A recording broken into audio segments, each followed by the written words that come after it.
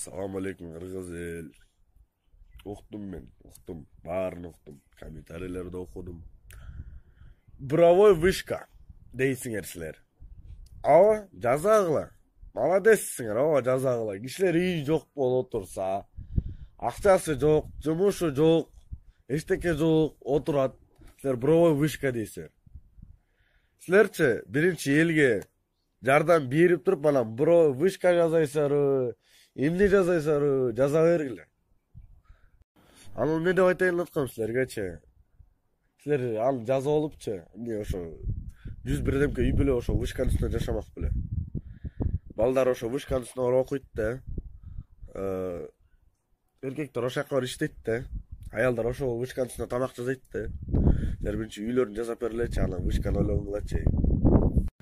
Всем ассаламу алейкум, айтыңар барек болсун. Мен ушул жерден тажиктерге сүйлөймүн.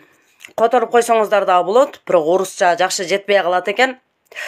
Кыргызстан, Кыргыз Республика 6,5 миллион калк.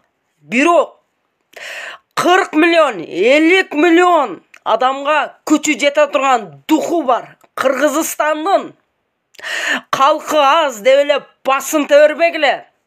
6,5 миллион болгон чекте дагы Кыргызстандын 40 миллион, 50 миллион адамга алы жете турган күч бар бизде. Дух бар бизде.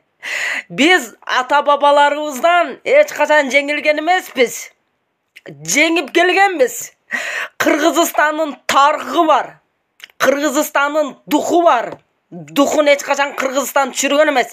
Эсиңерден чыгарбагыла. Биз аз калк болсок дагы духтуу калкпыз биз.